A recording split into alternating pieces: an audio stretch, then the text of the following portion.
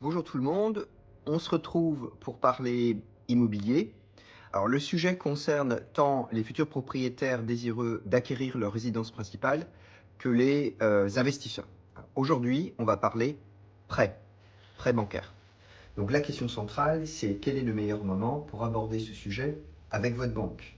Alors, sachant que vous ne pourrez signer un contrat de prêt que lorsque vous aurez signé votre compromis de vente. Mais ceci dit, il ne faut pas attendre la signature de votre compromis de vente pour aller contacter votre banquier, pour un certain nombre de raisons que je vais vous expliquer maintenant.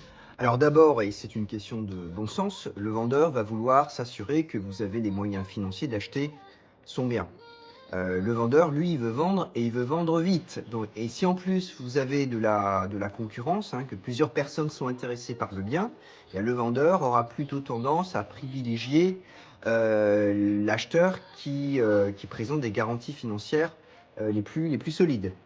Et la morale de l'histoire, c'est que vous risqueriez de passer à côté du bien de vos rêves. Alors, il faut aller voir votre banque le plus tôt possible. Dès que vous avez une idée claire du type de bien que vous voulez acquérir et le budget.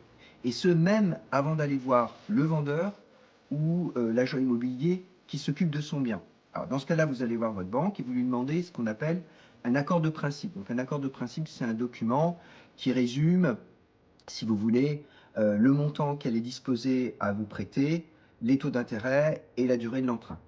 Alors attention, parce que l'accord de principe, ce n'est pas un engagement ferme et définitif de la banque à vous prêter l'argent. En plus, les conditions peuvent évoluer.